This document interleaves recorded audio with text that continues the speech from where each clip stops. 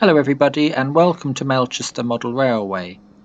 Today I'm over in the goods yard looking at the paved area of track which makes up the space used for the loading and unloading of goods and transferring them from rail to road and vice versa.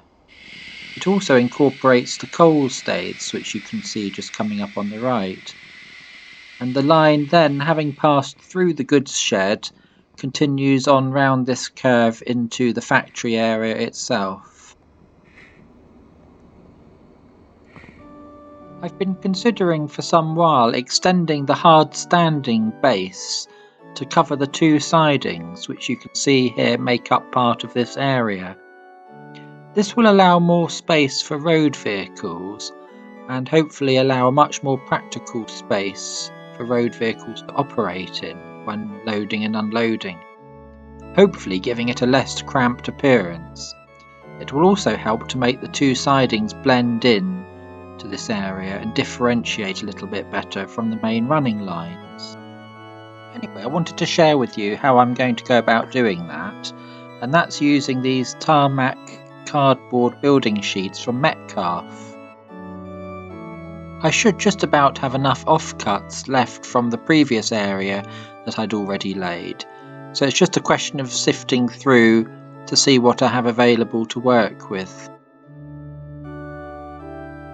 The card is just the correct thickness for laying between the rails, and for this process I use a very soft pencil, in this case a 5B, and I whittle down the nib to expose a larger surface area of lead. You can then mark the rail surface of the area that you want to pave. As I say, using a very soft pencil works much better for this purpose than, say, a hard pencil.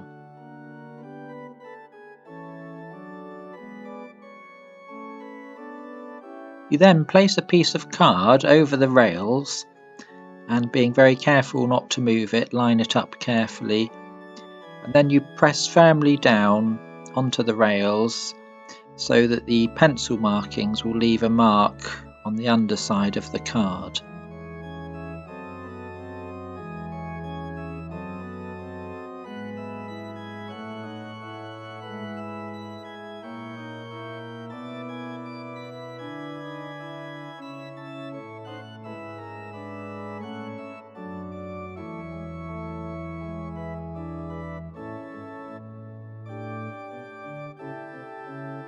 And there you can see the marks left by the pencil.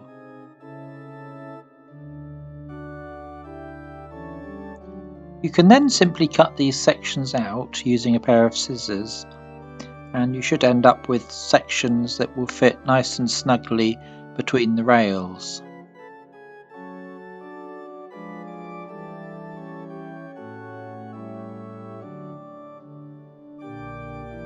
I then just repeated this process until the whole goods yard was completed.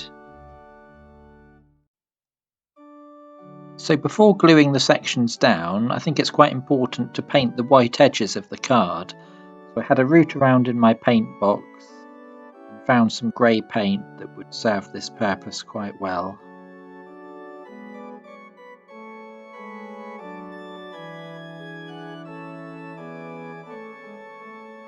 While the paint was drying, I decided it would be nice to create an outer border to the paved area using a different surface texture. For this I used the Metcalfe dressed gritstone card.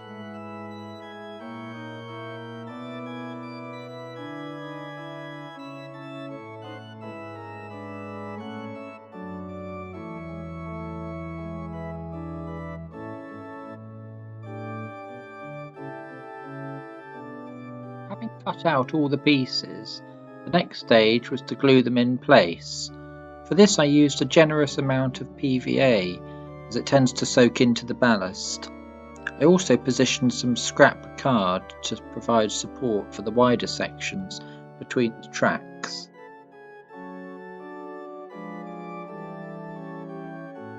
I left it overnight to dry using some books to weigh the card down, and here you can see the finished results.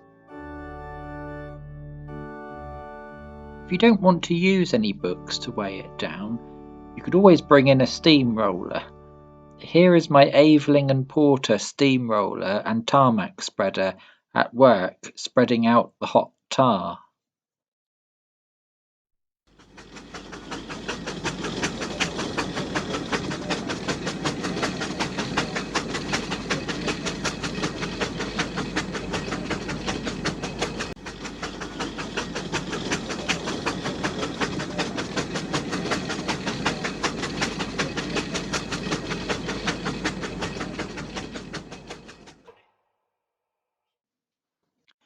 All that remained now was to add some black weathering powder, which I use very sparingly and can be rubbed into the card's surface using a brush.